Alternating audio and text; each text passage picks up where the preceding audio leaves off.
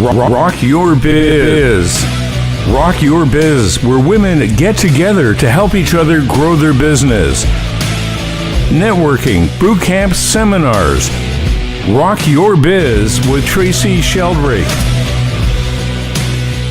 Hi, thank you for joining us. I am your host, Tracy Sheldrake, and you are listening to Rock Your Biz on Whistle FM.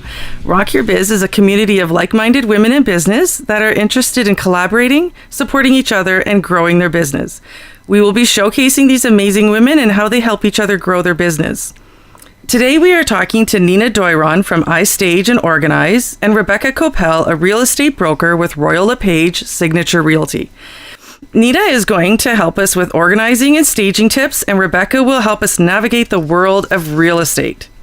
It can seem like a daunting task to stage your home, and that's why we look to people like Nina for help. Welcome, Nina. Thank you so much for joining us. Thank you. Thank you for having me here today. I'm very excited about it. Before we get into the details of staging and decluttering, tell us a little bit yourself and your background. I'm a mom, and I have a daughter who's 13 years old and a stepson who's 25 right now. Wow. Yeah, so they have a bit of an age gap. My professional background is in marketing, so I went to school for marketing. I've been in the marketing world for however long, I'm not going to say how many years, but I've been in marketing for a long, long time in the corporate world. And more recently, about a year and a half ago, I decided to go into business on my own, and I toiled over what it is that I really love to do, and everything home was what I love to do, and so I decided that home staging was where my passion lied, and that's when I started my own business. That's very cool. Was that scary for you to think of going out like that? You know, it was really scary because working in the corporate world, I always knew what I can depend on. You know, I could depend on my vacations, I could depend on a paycheck every 2 weeks, and going off on my own was very, very scary. But now that I'm in it, I love it. I wouldn't have it any other way. And my only regret is that I didn't do it sooner. Right. Actually, that's amazing. I'm so envious of any of you that take that leap. So that's exciting. So tell us, what exactly is home staging?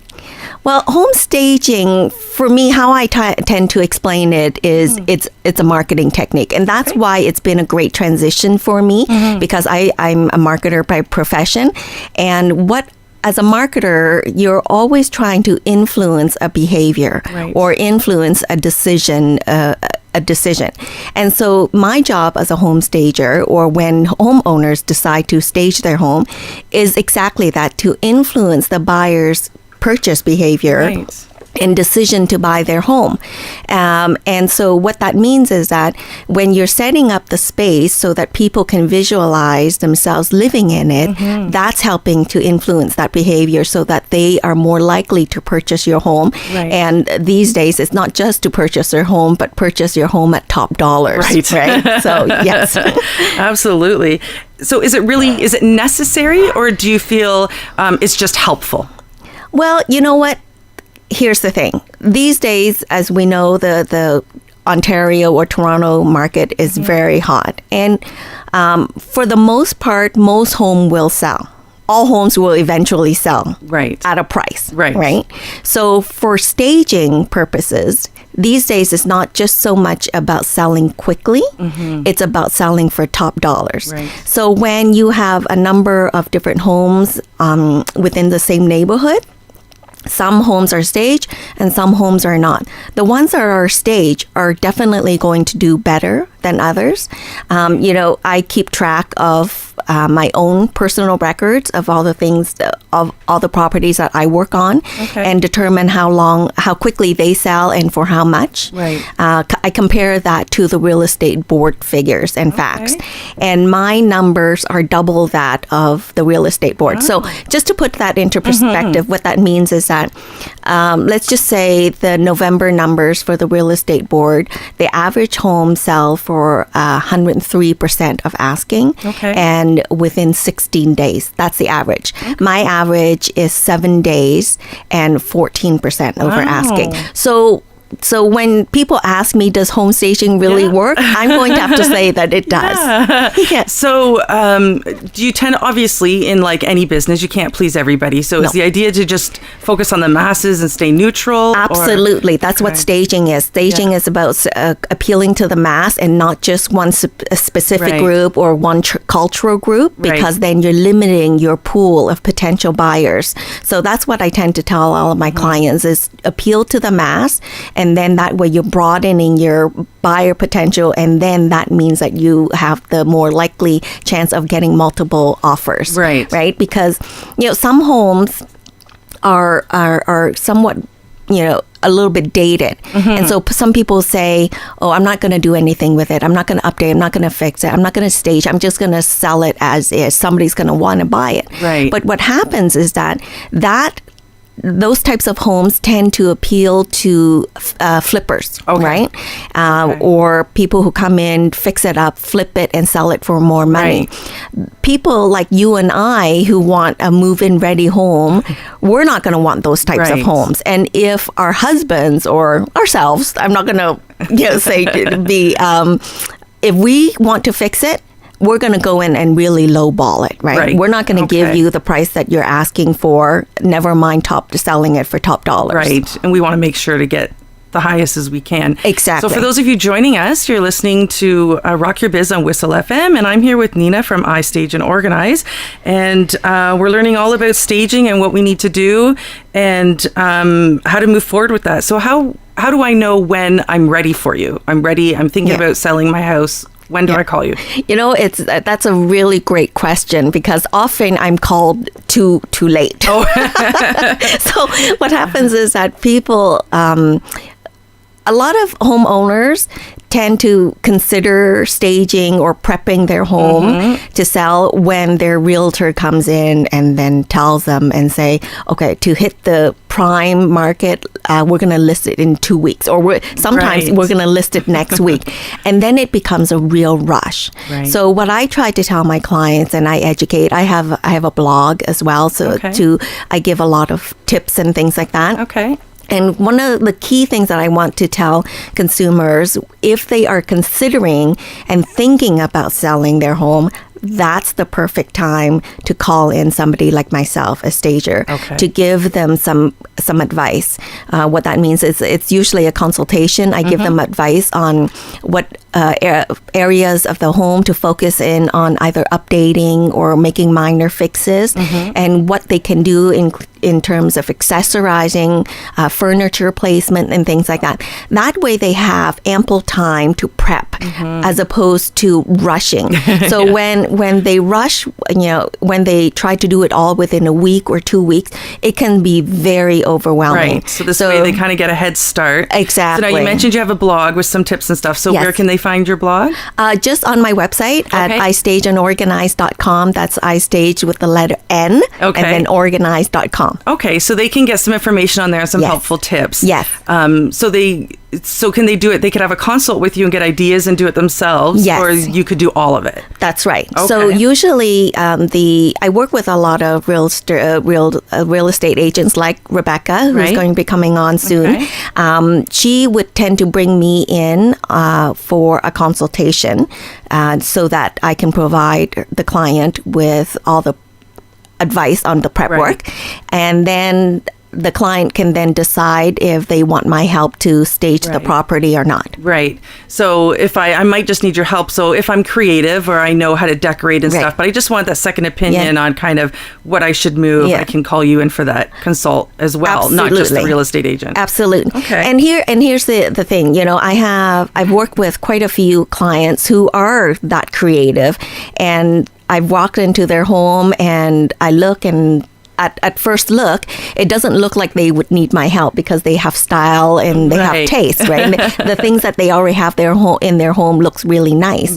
However, what happens is that based on the recommendations, if they have to go out and buy all of the things that I ask them to do in order to modernize and neutralize the design, then it's going to cost them thousands of dollars.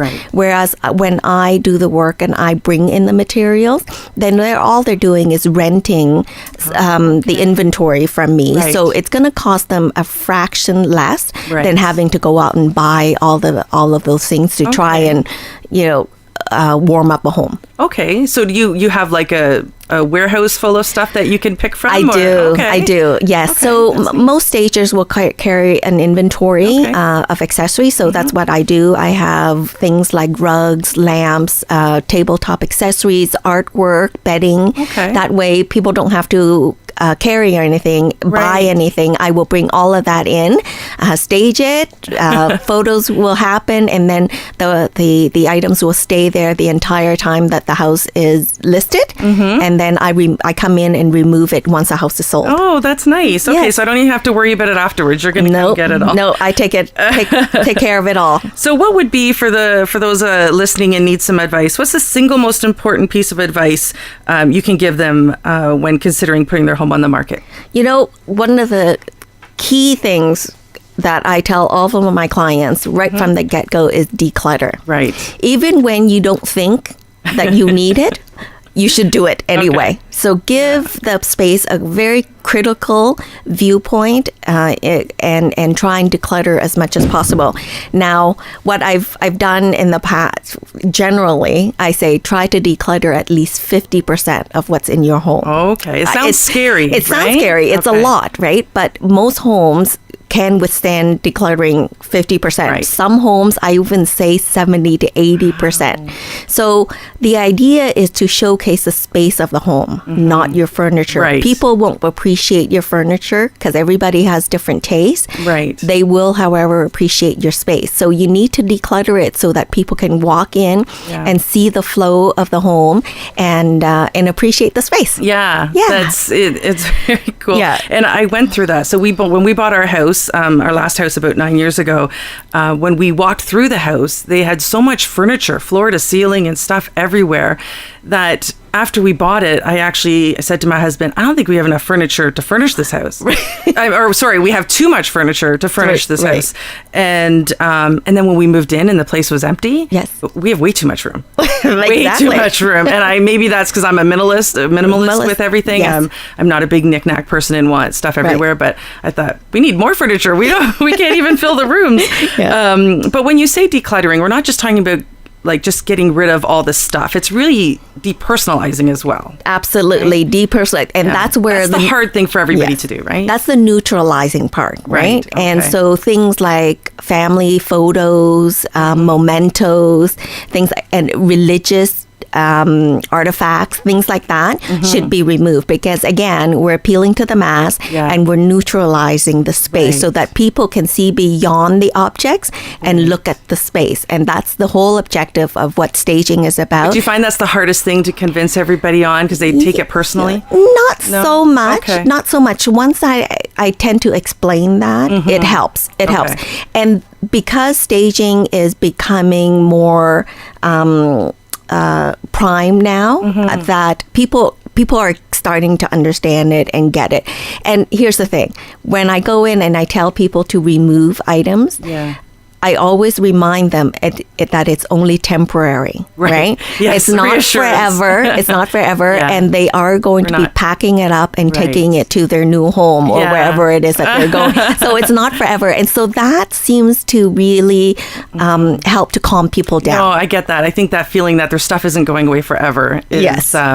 So for those of you joining us, you're listening to Rock Your Biz on Whistle FM, and we're discussing staging with Nina Doiron from iStage and Organize. And so much great information and all the decluttering and everything we have to do. Do you offer other services, or is home staging? No. I offer decluttering Okay. and organization as well. Okay, so I don't even have to be selling my home. I just need Abs- help because my kitchen's a mess. Absolutely. So here's the thing. Everybody sometimes needs a little bit of a helping hand, right? Life Absolutely. gets busy. You have Yes. kids, you have work, and then whatever else you have to do. Yes. Sometimes things pile up. It may not be in every single space, but sometimes we all have one of those, we don't want to talk about rooms, Yes, right? yes. And that's where some clients call call me in and say, I need help. I'm actually working with one right now. I'm helping her to declutter her dining room area, her bedroom, and her basement. Oh, wow. Because things have just really piled up. She hasn't been feeling well. And so she just needs, sometimes it's just emotional support too, right? Unbiased emotional support. Yes. Because sometimes when you get a friend or a family member to come in and help you, they're too emotionally connected with you. Yeah. And so when they feel that you're humming and hawing, you're not ready to let go. Yes. And then you can never get rid of what you got at their wedding. Yes. When they're there. Exactly. And they don't want to be the bad cop. Right. And that's my job. I go in there and I say, do we really need to keep that? Is there, you're humming and hawing. That means you haven't used it. Can we get rid of it? And so I help them to get to that next level and help them to really remove some of those objects that they haven't used in years out of their home. Okay, awesome. So for all of you who need help, make sure you connect with Nina. Tell us again where they can find you. I'm at iStage Unorganized. My website is iStage with the letter N in between, organized.com, or I can be reached via phone at 416-993-0131. Okay, great. And you can find out more about Nina at rockyourbiz.ca. We're going to go for a quick break, and we're going to come back with Rebecca Kopel and learn all about the real estate industry. See you soon.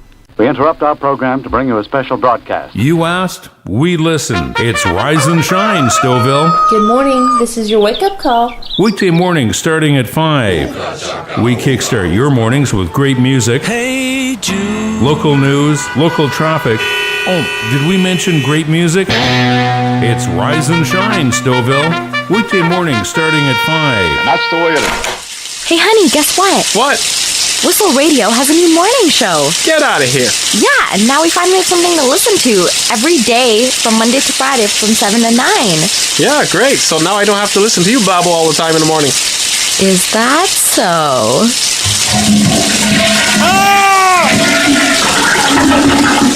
Tune in Monday to Friday from 7 to 9 a.m. for news, sports, weather, entertainment, and other reports with Stouffville's finest. You're listening to Whistle FM. News, weather, traffic, everything Stouffville. CIWS FM 1029. Welcome back. You're listening to Rock Your Biz on Whistle FM. Don't forget to get in touch with us at rockyourbiz.ca. We love to see you out at a meeting. Now, just before the break, Nina was helping us out with some great information and tips for staging your home. And Rebecca Kopel, a real estate broker with Royal LePage Signature Realty, is joining us to help us navigate the real estate world. So welcome, Rebecca. Thanks so much for joining us. Thank you, Tracy. Thanks for having me. So tell us a little bit about yourself and how you got started in real estate. Okay, so I am a realtor I'm on my third year, and I work with my husband, Tim Nassif, who's a realtor broker as well. We have 2 young children, and I do a lot of volunteering as well on the side of all my real estate craziness.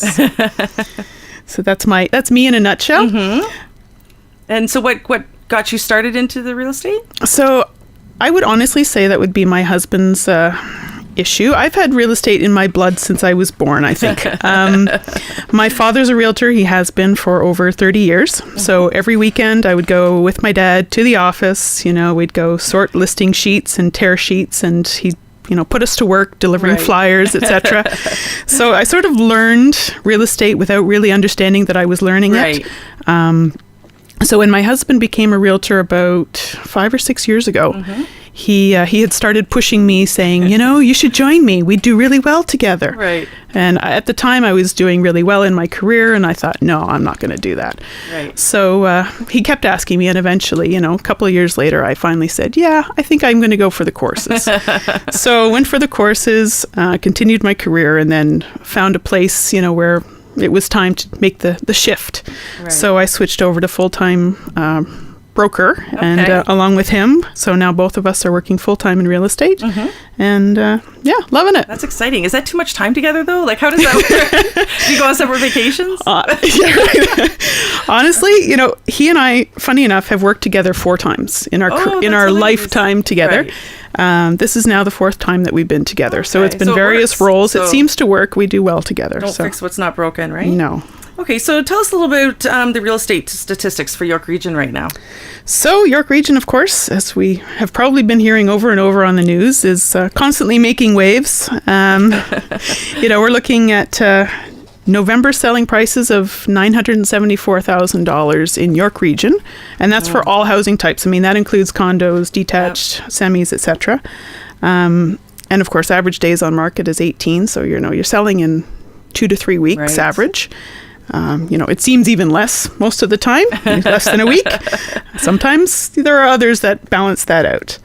But then in Stouffville, we're even seeing things over $1 million. So house prices on average in Stouffville are $1,012,000. Wow. So that's November. Right. So That's recent. that's recent. Yeah. So I'm waiting for the December stats to come out, and then of course we'll reevaluate. But I don't expect anything to be slowing down anytime soon. So where are people moving to? What's popular right now? So I tend to find that people are moving north, of course. Okay. So anywhere where it's more affordable, of course, is where people tend to be going. So they're going to East Gwillimbury. They're going to even to Newmarket or away from Newmarket and going further. Right. So you'll find places like Keswick, Mount Albert are becoming popular. Queensville, places like Sharon, places that are small and quaint and may not be for too much longer, unfortunately.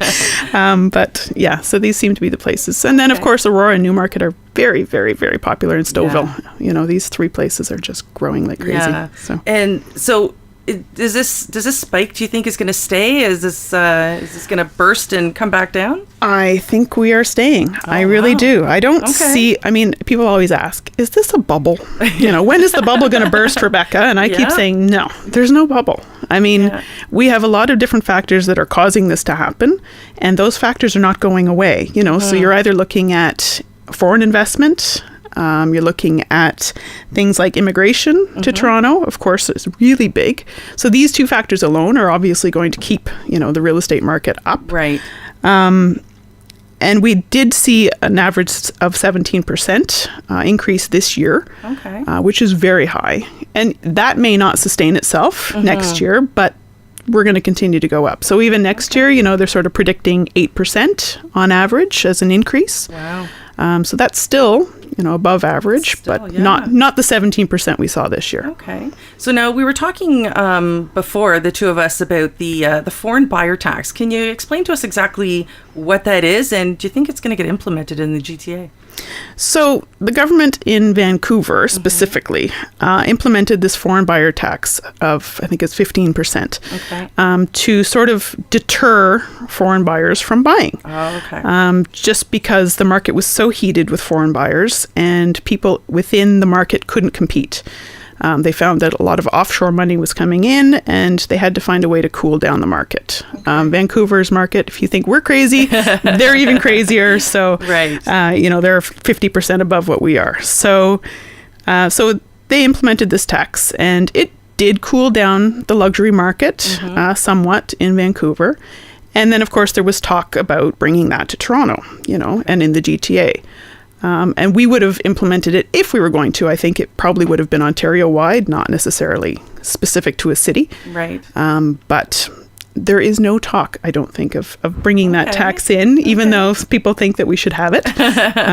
They also have something, they were thinking about was the vacancy tax, which is to actually have when you have a house that's empty. Right. It's sitting empty. They were thinking of taxing those houses or those owners so that, we could sort of stop having all of these houses sitting vacant. But that's not happening so so with the far. prices being so high and not looking like it's going away anytime soon, how do young people afford to get in and get started and stop renting? So, there's always this old adage of don't wait to buy real estate and wait. Okay. So the thing that I often tell people when they ask me that particular question is go out and buy a new construction. So have your kid in their 20s or whatever, go out and buy a new construction property. So it'll be a new construction condo. It will not be built for several years, but the down payment schedule is easy enough that someone can handle it.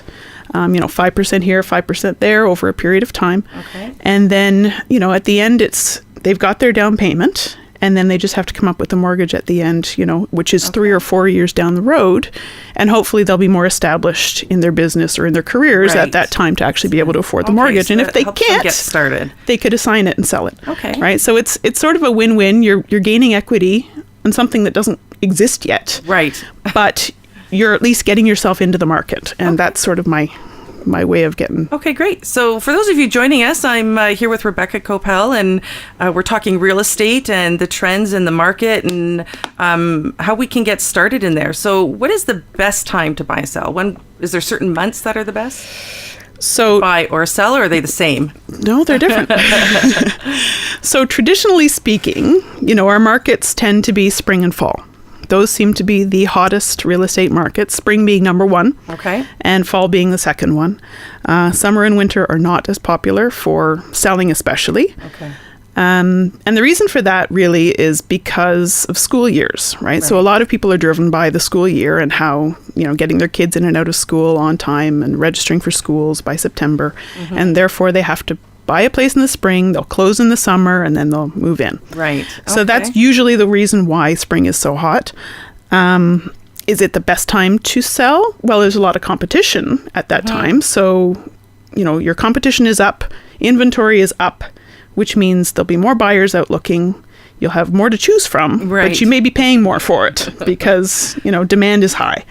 So spring is traditionally good, but it's not necessarily the best. I was just talking to Nina actually about a place that I saw just recently, last week. And this house went for a song because, of course, the time of year that it was up for sale. Right. It was a very quiet time in the real estate market. So not a lot of people are out looking. Right. So it's a really good time actually at the end of December to pick up a good real estate deal. If you're in the market to buy, it's a good time to buy. And, Okay. So what are these? I mean, it's been, I don't, obviously not a fad, but it's been a thing for a while, these coming soon, quote unquote signs. Explain to me the point of these. I mean, does that sign go up before they're on MLS to spike these bidding wars, or what's the point of that? So, the marketing strategy of a realtor has to be sort of nimble, and it changes with each property. Okay. And so with the market the way it is, you have to draw attention to the property that you're selling. Right. And to do that, sometimes we'll use coming soon. Tim and I will use coming soon quite often. It's a way to, establish or to show interest or to gather excitement, right? To encourage people to say, oh, look, there's a house coming up for sale. Right. It's not on the MLS. It is an exclusive listing, which means I'm allowed to market it, but it's not on the MLS system. Okay. And typically you wouldn't do appointments, so we wouldn't take appointments during that time. It's really a time for us to prepare the house to be ready for sale. So whether that means bringing Nina in to stage it or whatever needs to be done, that's when we'll do it. But it also gives the buyer an opportunity to actually go out and get financing set up. So if there's a house that they see that says coming soon on it and they go, oh, that might be a house for me, then it gives them time to react, because often you don't have time once the house goes up on the MLS. You may have a week or less to actually get an offer in, get things going. And in that time, buyers just may not be able to work with the banks and get things ready. So they try and we try and allow them that time. Right. To get their financing in order, and then when the MLS comes up, they're ready to go. They can put an offer in, and then away we go. Okay, that's awesome. So now tell me a little bit. I mean, obviously, we want to work with people that we know, like, and trust, and we choose people that can benefit us. Tell us why we need to work with you. Well, first of all, I mean, you're getting two brokers for the price of one, essentially. Okay. So you have two full-time realtors working for you instead of one. And that allows us a lot more time given to you. So, if one of us is not available, then the other one might be available. So, you get things when you need them, when you want them. One of us is usually available to help. Awesome. Other things, of course, we walk through everything. So every single detail, we will structure it from beginning to end. We come up with a plan at the beginning showing you exactly when things are going to happen and how they're going to happen and what's going to happen. Really, you just sort of need to hand the keys over and say, here you go, sell my house. Which is great. And then, of course, there are other things like keeping up to date. Tim and I, as I mentioned before, we're not 30-year plus realtors, but we're completely up to date in current standards, current rules, current legislation. We both have social media designations, and so we're up on all of the things that we need to do in order to market and get your house listed and And sold. where can we find you? What's your website? Website is timandrebecca.ca. Okay. So that's where you'll find us most of the time. Okay, so you're listening to Rock Your Biz on Whistle FM, and I'm here with Rebecca Kopel, and she just gave us tons of information on the real estate market. And so, Rebecca, yourself and Nina are on the board for the York Region Food Network, and they have amazing trivia fundraiser coming up. I'm so excited to go. So tell us just quickly a little bit about that. Sure. It's in its 5th year, so it's called Winter Fresh. Okay. And the event is being held in Newmarket. The event is a charity event for its trivia, dinner, silent auction, and so we'll have tables of 8 competing with each other for bragging rights after an event of trivia, and all money goes to the York Region Food Network to continue their programs. Well, game on, because Team Rock Your Biz is going to win. I just have to warn you about that. I'm cheering you on. Okay. All right. So don't forget to find us at rockyourbiz.ca and come find us at one of our meetings. Come out to trivia night. Looking forward to seeing you. You've been listening to Rock Your Biz with Tracy Sheldrake on Whistle FM. If you'd like to get more information about the various networking programs, all you have to do is drop by our website at